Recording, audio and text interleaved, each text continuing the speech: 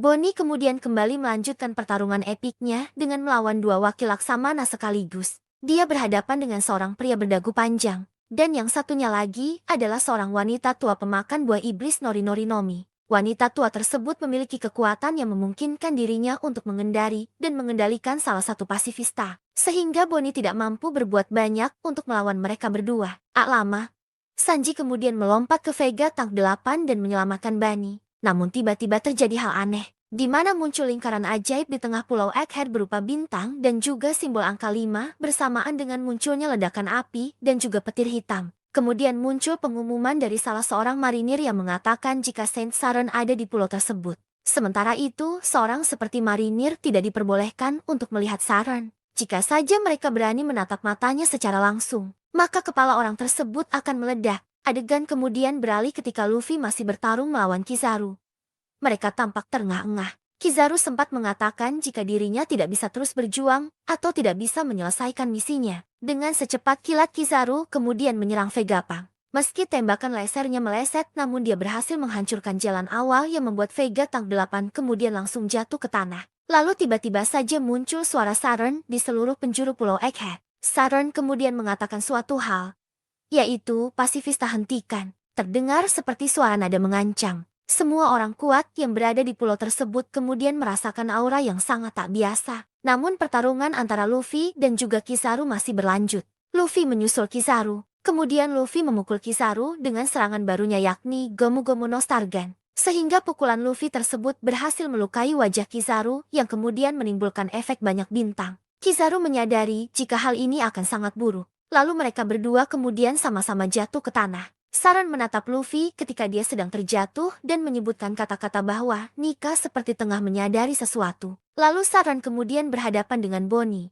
Sanji, Vegapunk dan juga Franky. Nampak di sana Bonnie kemudian berhasil menusuk dada Saren dengan menggunakan pedang miliknya. Terlihat wakil Aksamana bersiap untuk membantu Saren. Namun Saren kemudian memerintahkan kepada mereka untuk mundur. Dia mengatakan jika sebenarnya dengan sangat mudah bisa menghindari serangan pedang Bonnie barusan. Kemudian dia mencabut pedang tersebut, lalu secara ajaib darah di tubuhnya kemudian menghilang. Saren kemudian mengeluarkan aura dari matanya untuk berhadapan dengan Bonnie dan juga Sanji. Namun anehnya kepala mereka berdua tidak meledak, meskipun Bonnie dan juga Sanji terluka di kepala akibat serangan Saren. Lalu Kizaru kemudian menyampaikan permintaan maafnya kepada Saren. Saren kemudian mengatakan jika Kizaru sangat lambat menyelesaikan pekerjaannya. Kemudian Saren yang tiba-tiba saja akan menginjak Luffy yang sudah tak berdaya di tanah.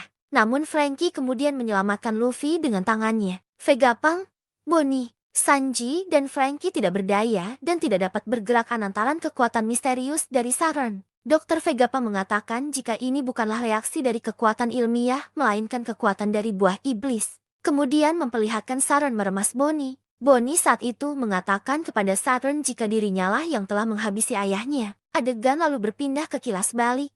Saat Kuma memberitahu Bonnie ketika dirinya masih muda dulu mengenai nikah. Saat itu Kuma mengatakan kepada Bonnie jika dia ingin menjadi seorang pahlawan sehingga dapat memerdekakan orang lain layaknya nikah. Kembali ke masa sekarang di mana Saren mengatakan kepada Bonnie jika ayahnya merupakan orang dari ras Bakennya, yang mana mereka merupakan orang-orang yang pernah melakukan kejahatan di masa lalu. Adegan kemudian berpindah lagi ke masa lalu yakni tepatnya pada 47 tahun silam, menceritakan mengenai kisah Kuma yang berasal dari keluarga yang normal. Dia memiliki seorang ibu yang hanya manusia biasa sedangkan sang ayah merupakan seorang Bakennya. Suatu hari informasi mengenai identitas Kuma bocor sehingga seluruh keluarga Kuma kemudian ditangkap lalu dijadikan sebagai budak di Marijoa. Suatu hari ayah Kuma mengatakan sebuah cerita yang berkaitan dengan legenda nikah. Kala itu ayah Kuma mengatakan jika legenda tersebut telah turun-temurun diceritakan di kalangan ras Bakennya. Ayah Kuma kemudian membunyikan suara genderang pembebasan, lalu saat itu Kuma yang masih kecil ikut menari bersama dengan lantunan genderang tersebut. Hingga tiba-tiba saja ayah Kuma ditembak di bagian kepalanya oleh Tenryubito lantaran dianggap menimbulkan kebisingan. Kembali lagi adegan beralih kepada 38 tahun yang lalu. Tenryubito menjelaskan jika setiap 3 tahun sekali para Tenryubito akan turun ke Marijoa. Di sana mereka akan mengadakan suatu permainan yang sangat kejam yakni berburu manusia. Mereka melakukan permainan tersebut di pulau yang tidak memiliki pemerintahan. Para Tenryubito melepaskan para budak-budak mereka yang bermasalah, kemudian mereka memusnahkan budak-budak tersebut bersama dengan penduduk asli pulau tersebut. Setelah itu, pemerintah dunia akan mengklaim pulau tersebut sebagai miliknya setelah memusnahkan para penduduk di sana. Tahun ini, tempat yang akan dijadikan sebagai permainan mereka adalah God Valley yang letaknya berada di West Blue. Raja God Valley mencoba untuk menghentikan hal tersebut. Namun dia dihabisi nyawanya oleh Saint Vigarland Garling. Saat itu, pertandingan dimulai, di mana para Tenryubito berharap jika pertandingan tersebut dimenangkan oleh Garling yang kala itu terlihat tampan dan banyak disukai oleh para Tenryubito. Adegan kemudian beralih di mana seseorang mengatakan kepada Saturn jika mereka telah berhasil menangkap seseorang yang kabur yang merupakan anak suku Bagenya. Dilihatkan Kuma diseret ke lapangan oleh budak lainnya. Budak-budak itu sangat takut jika Kuma kabur karena hal itu dapat membahayakan para budak lainnya. Ketika sedang menyeret tubuh Kuma kecil, tiba-tiba saja muncul dua orang budak lainnya dari atas bukit yakni Emporio Ivankov dan juga Ginny. Ivankov menyebutkan jika bocah tersebut adalah hadiah untuk tahun ini yang berasal dari suku Bagenya. Lalu Ginny mengatakan jika kakaknya juga sangat besar, tetapi hanya di bagian kepalanya saja. Orang yang dimaksud Ginny adalah Ivankov. Sedangkan Ivankov tak menggubris omongan Ginny tersebut. Kemudian Ivanov mengatakan kepada Kuma jika dirinya lebih memilih untuk hidup. Lalu dia kemudian bertanya kepada Kuma tentang bagaimana dengan dirinya. Apakah Kuma memilih untuk hidup juga sama dengan dirinya? Atau lebih memilih untuk menyerah dan mati? Kemudian diperlihatkan bajak laut rak datang ke God Valley. Dilihatkan Kaido, Shiki, Charlotte, Lin, dan lainnya di sana. Sementara itu, Monkey D. Garp juga dikirim ke sana untuk menemui mereka. Diperlihatkan juga salah satu kru bajak laut rak lainnya yakni Gloriosa yang berasal dari Amesan Lily. Dalam turnamen budak tersebut terdapat sebuah peti yang akan diberikan kepada pemenang yang ternyata berisikan buah iblis. Di antara buah iblis yang menjadi hadiah tersebut adalah buah iblis milik Kaido dan juga milik Kuma. Di sisi lain dalam kesempatan kali ini, Kuma dan Ivankov memiliki rencana lain yakni mencuri buah iblis tersebut dan segera menggunakannya untuk melarikan diri. Setelah Ivankov berhasil mencuri peti yang berisi buah iblis, tiba-tiba dirinya diserang oleh Big Mom padahal di dalam peti tersebut berisi buah iblis Wowonomi. Sedangkan buah iblis lainnya yakni Niku Nomi berhasil diambil lebih dulu oleh Kuma dan dia pun memakannya. Di sisi lain diperlihatkan kelompok bajak laut Raja datang ke God Valley. Saat itu, Roger masih mengenakan topi jerami yang sebelumnya sudah diwariskan kepada Shanks. Lalu Shanks mewariskannya kepada Luffy saat ini. Berpindah menuju kerajaan Sorbet yang kemudian menjadi tempat bersembunyi bagi Ivankov, Ginny, dan juga Kuma. Setelah 8 tahun kejadian yang menimpa God Valley, diceritakan di kerajaan Sorbet.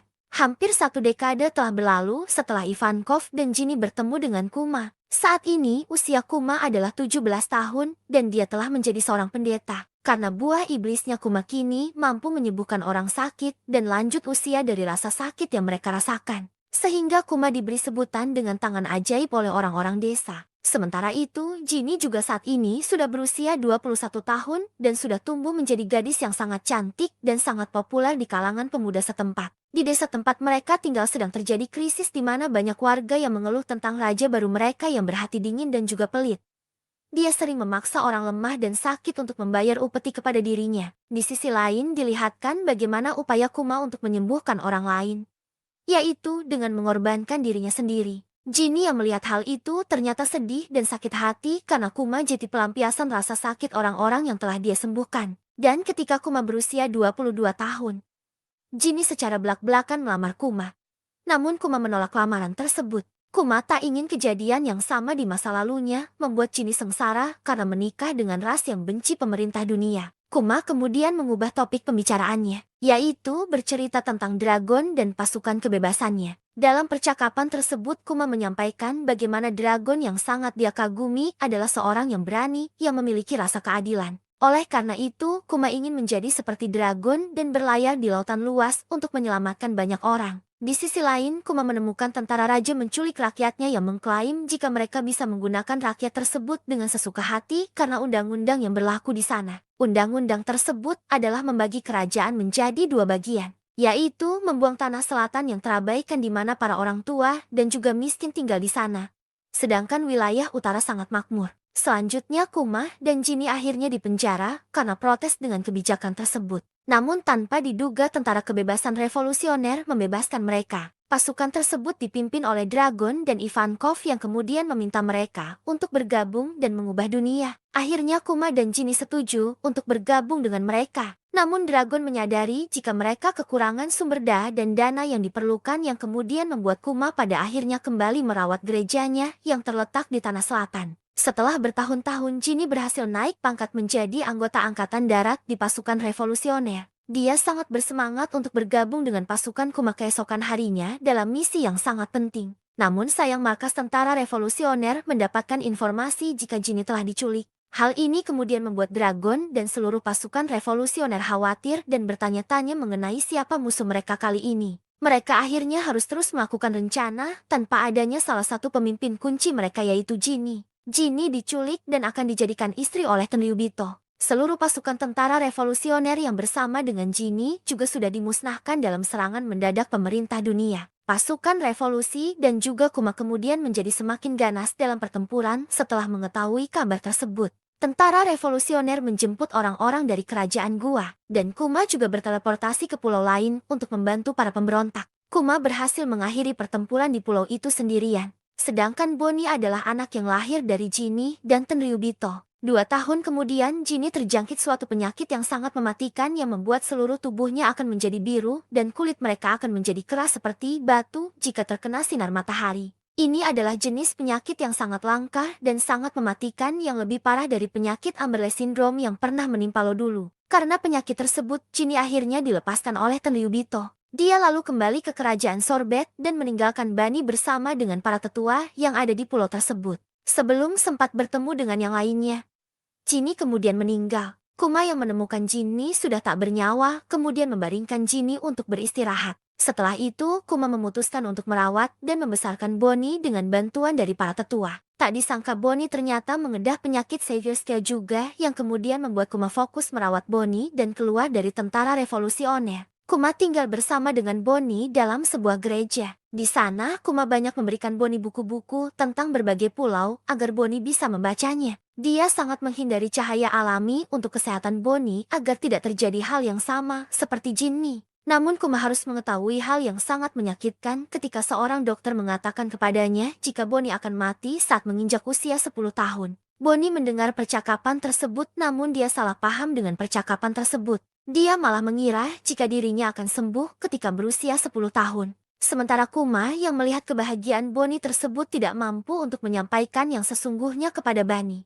Sementara itu, mantan Raja Sorbet kembali ke kerajaan Sorbet lalu menghabisi warga yang ada di sana. Dan warga di sana kemudian berbondong-bondong untuk meminta bantuan Kuma. Raja Bekori mendengar berita mengenai apa yang dilakukan oleh kerajaan Gua di sana yakni membakar Great Terminal. Sehingga dia kemudian melakukan hal yang sama di kerajaan Sorbet dengan membakar desa-desa dan juga menembak orang-orang yang melakukan protes. Kuma yang mengetahui hal itu kemudian marah dan menghancurkan istana dan mengalahkan Raja Bekori sendirian. Kuma kemudian menjadi raja baru di kerajaan Sorbet atas permintaan rakyat di sana. Namun dirinya ternyata masih tinggal di gereja dan yang menjalankan kerajaan Sorbet adalah Raja Bodog. Suatu hari, Bonnie diketahui memakan buah Toshi-Toshinomi namun tidak secara sengaja. Raja Bulldog kemudian membawa berita buruk kepada Kuma jika mantan Raja Bekori melarikan diri lagi dan saat ini pemerintah dunia malah berada di pihaknya. Pemerintah dunia membantu Bekori agar bisa kembali merebut kerajaan Sorbet.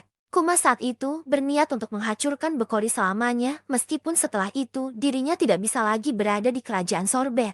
Setelah berhasil menenggelamkan semua kapal yang membantu Bekori, Kuma kemudian melarikan diri ke laut dan memutuskan untuk menjadi bajak laut. Sehingga membuat dirinya kemudian menjadi buronan dengan harga bounty yang sangat tinggi. Di sisi lain, Bonnie tinggal bersama dengan Connie di kastil kerajaan Sorbet. Dirinya terus mencari obat untuk menyembuhkan penyakit Bonnie. Kemudian Kuma kembali bertemu lagi dengan Dragon yang kala itu Dragon memberitahu Kuma jika Ivankov dan Inazuma sudah ditangkap dan dipenjara. Sementara itu, Kuma kini sudah menjadi Raja Tilan dan menjadi bajak laut. Cerita berlanjut di Kilas Balik Kuma.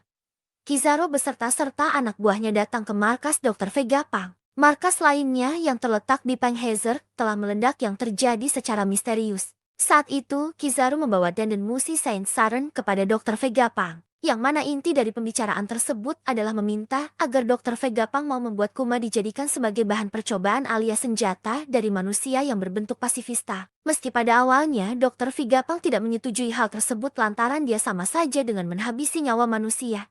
Dan parahnya lagi, hal itu juga akan membuat Kuma menjadi senjata seutuhnya yang tidak memiliki akal serta perasaan. Namun pada akhirnya, Dr. Vegapunk harus melakukan hal tersebut. Karena Saint Saron telah melakukan hal licik yakni menyendera Bonnie sehingga pada akhirnya operasi pun tetap dilanjutkan. Tak hanya itu, Dr. Vegapunk juga melakukan operasi kepada Bonnie untuk menyembuhkan penyakit langkanya yakni Silver Scale. Setelahnya mereka berdua melakukan operasi yang memakan waktu hampir 2 tahun lamanya. Dan setelah 2 tahun itu, Bonnie kemudian dikembalikan ke kerajaan Sorbet, namun tidak bebas. Karena dirinya selalu diawasi oleh utusan pemerintah dunia tanpa sepengetahuannya. Dan Kuma juga kembali ke sana namun dirinya hanya sebentar. Karena dia hanya mengantar Bonnie untuk dititipkan kepada orang-orang kepercayaannya. Kuma berjanji kepada Bonnie akan kembali menemuinya setidaknya setahun kemudian. Namun di sini Kuma sangat sadar jika hal itu tidak akan mungkin bisa terjadi. Karena setelah ini dirinya pasti akan melupakan segalanya dan menjadi senjata bagi pemerintah dunia. Bonnie yang masih kecil tidak tahu mengenai hal itu. Dirinya hanya mempercayai janji ayahnya tersebut. Setelah itu Kuma pun kembali. Di sini dia pada akhirnya bergabung menjadi anggota Shichibukai yang sempat membuat Shichibukai lainnya terkejut dengan kedatangan Kuma kali ini. Kuma kemudian menuliskan surat kepada Bonnie dan mengatakan keadaan Kuma yang saat ini masih berlayar dan dalam keadaan baik-baik saja. Setelah itu, Kuma mengirimkan surat tersebut dengan sangat hati-hati. Kemudian Kuma tinggal di desa Lufia itu berada di desa Fuchsia. Cerita berlanjut dengan memperlihatkan kampung halaman Luffy pada 3 tahun yang lalu di Gunung Kolubo kerajaan Goa East Blue. Saat itu, Kuma tengah memperhatikan ada seorang anak kecil tengah berlatih dan meneriakkan kata Gomomu X. Dia juga telah menghancurkan batu berukuran besar yang membuat harimau dan buaya yang sedang berlatih dengannya menjadi ketakutan. Saat itu, Kuma teringat obrolannya dengan dragon di kapal. Kuma beranggapan jika dragon sangat mengenal pulau itu. Kuma mengatakan kepada dragon jika dirinya pernah bertemu dengan seorang anak muda di desa tersebut. Namun tiba-tiba dragon menghentikan ucapan Kuma dan mengatakan jika anak adalah titik kelemahan orang tua mereka. Kuma sangat terkejut mendengar hal itu dari dragon. Dia pun kemudian meminta maaf kepada dragon serta berusaha untuk melupakan apa saja yang pernah dia lihat. Kembali lagi ke bagian ketika Kuma masih terus mengawasi latihan Luffy. Saat itu, Luffy berusia 16 tahun. Saat sedang asyik mengamati Luffy, tiba-tiba saja ada panggilan yang kemudian membuat Kuma tiba-tiba saja menghilang dengan cepat. Luffy saat itu juga sadar jika ada seseorang yang mengamati latihannya dan berniat untuk mengalahkannya. Ternyata saat itu Kuma mendapatkan panggilan dari pemerintah yang memerintahkan Kuma untuk menghajar bajak laut yang telah menjarah kapal milik pedagang. Kuma lalu melaksanakan tugas tersebut dengan sangat cepat dan mudah. Setelah itu dirinya menuliskan surat untuk Bonnie dan mengatakan jika dunia luar sangatlah indah dan juga dia sangat ingin melihat wajah Bonnie. Dan Bonnie juga merindukan ayahnya setiap hari. Sehingga dia selalu menunggu kiriman surat dari Kuma di kerajaan Sorbet. Ternyata setiap surat yang dikirim oleh Kuma dibaca oleh Alpha yang merawat Bani. Alpha selalu membaca surat-surat tersebut dan merasa sangat sedih sehingga dia kemudian menyobek surat-surat itu. Lalu Alpha masuk ke dalam kamar Bonnie dan menyuruhnya untuk meminum obat. Meskipun sangat pahit, Bonnie tetap harus meminumnya karena obat tersebut sangat manjur. Padahal yang diminum Bonnie itu bukanlah obat, namun placebo atau obat kosong rasa jeruk. Cerita kemudian berpindah ke laboratorium dari Egghead. Saat itu, kepala Vegapunk sudah tidak besar lagi karena dia telah memotongnya dan menanamkan apel separuh di atasnya. Saat itu, Vegapunk juga telah selesai membuat kloningan Stussy yang nantinya akan menjadi anggota CP0. Dia kemudian melakukan proses selanjutnya kepada Kuma, yaitu memulai proses penghilangan sifat manusia pada otak Kuma saat itu. Di sisi lain, Kuma tetap menuliskan surat kepada Bonnie yang tanpa diketahuinya jika surat-surat tersebut tidak pernah sampai kepadanya. Di tempat lain, saat ini di kerajaan Sorbet sedang dalam keadaan bersukacita karena mereka tengah mengadakan pesta ulang tahun untuk Bonnie. Di saat semua orang sang terlelap karena kelelahan berpesta, Bonnie kemudian diam-diam menggeledah gereja untuk memastikan jika dia akan menemukan surat dari ayahnya. Namun sayang Bonnie tak kunjung menemukannya. Adegan kemudian berpindah ke markas pasukan revolusi di Batigo, yang mendengar kabar jika Kuma telah menyelamatkan pasukan revolusi yang tengah terdesak oleh angkatan laut. Namun Kuma kemudian langsung menghilang tanpa mengatakan apapun. Sehingga dragon beranggapan pasti Kuma memiliki alasan tersendiri mengapa dirinya melakukan hal itu. Di sisi lain di kerajaan Sorobet terdengar kabar yang menggembirakan. Hal itu karena Bonnie sudah dinyatakan sembuh dari sakitnya dan juga permata biru yang ada di wajahnya juga telah menghilang. Namun Alpha masih tidak mengizinkan Bonnie untuk pergi kemanapun meskipun dirinya telah sembuh. Connie saat itu menyadari jika Alpha adalah utusan pemerintah dunia. Karena dirinya telah mengetahui rahasianya setelah mereka keceplosan saat mabuk dalam pesta. Oleh karena itu, Connie juga tidak percaya jika selama ini Kuma tidak pernah mengirimi Bonnie surat. Sehingga Connie berinisiatif agar Bonnie bisa kabur. Connie kemudian menyuruh Bonnie pergi ke dermaga dan berlayar bersama Gio-Gio, Toh, Potato dan lainnya untuk mencari keberadaan Kuma. Akhirnya Bonnie bisa melarikan diri atas bantuan Connie dan juga Gio-Gio. Alpha yang mengetahui hal itu sangat marah dan pergi ke dermaga untuk mencari keberadaan Bonnie. Alpha kemudian melompat untuk bisa sampai ke kapal Bonnie. Namun hal itu bisa diatasi oleh Bonnie yang memukul Alpha dengan tangan besarnya yang mirip dengan mode Gigandi milik Luffy. Akhirnya Bonnie bisa selamat dari belenggu Alpha dan juga pemerintah dunia. Setelah itu, berita mengenai kaburnya Bonnie sampai kepada pemerintah dunia, yang kemudian membuat kapal Bonnie Jetty terkenal dan menjadi bajak laut yang sangat dicari. Cerita berlanjut dengan diperlihatkan peristiwa di Trailer Bark, Sabaody dan Submit World dari sudut pandang Kuma. Saat itu, Kuma juga pernah mengatakan kepada Dr. Vegapunk jika Luffy adalah orang yang akan menjadi penyelamat dunia dan dia sangat meyakini hal itu. Semula Dr. Vegapunk tidak setuju untuk menghapuskan kepribadian dan ingatan Kuma secara menyeluruh. Namun Kuma bisik keras agar Dr. Vegapunk melakukannya. Dr. Vegapunk tidak bisa menolak hal itu. Dia kemudian setuju untuk menghapuskan semua ingatan Kuma dan menyimpannya di Popo Bubble. Sebelum melakukan operasi, Kuma mengatakan sesuatu kepada Dr. Vegapunk. Kuma meminta kepada Vegapunk agar mengucapkan selamat ulang tahun yang ke-10 kepada Bonnie atas namanya yang kemudian sukses membuat Dr. Vegapunk ikut menangis. Dr. Vegapunk sangat tersantu dengan pengorbanan Kuma. Menurutnya kematian Kuma akan membuat semua orang yang menyayanginya sangat sedih. Cerita berlanjut pada masa sekarang di mana Bonnie tidak berdaya berada dalam cangkraman Gorosa Saron raksasa. Gorosa Saron juga semakin membuat Bonnie sedih karena dirinya lah yang telah membuat keluarga Kuma mengalami nasib yang malang. Sehingga membuat Bonnie semakin membenci Saron. Fakta lain juga terungkap jika ternyata Gorosa Saron pernah melakukan uji coba atau suatu eksperimen terhadap Juribani di masa lalu. Sehingga terungkap jika semua kekuatan yang dimiliki oleh Bonnie saat ini adalah hasil dari eksperimennya. Bonnie semakin membenci Saron dan terus berusaha melawannya dengan semua kekuatannya. Namun sayang Bonnie sudah tidak sanggup lagi menghadapi Saron saat ini. Di tengah-tengah kebimbangan Bonnie, tiba-tiba semua menjadi kacau setelah sosok Kuma datang di tengah-tengah pertempuran itu. Saron yang melihat hal itu juga sangat terkejut. Kuma tidak bisa dihentikan oleh siapapun di sana. Kemudian Bonnie menyadari jika ayahnya telah datang dan terus memanggil ayahnya tersebut. Saturn sangat terganggu dengan kebisingan itu dan melempar Bonnie hingga Bonnie terjatuh. Kuma yang melihat hal itu kemudian segera meraih Bonnie dan melindunginya dari serangan Saron selanjutnya. Kuma sangat marah melihat Saron. Dan hal itu sukses membuat Saron sangat heran sekaligus terkejut melihat apa yang telah Kuma lakukan. Saron dan juga Vegapunk sangat kebingungan karena melihat Kuma masih bisa bergerak bebas padahal tombol save distract telah ditekan. Dan juga masih membingungkan bagaimana Kuma bisa tahu jika Bonnie berada di Pulau Egghead.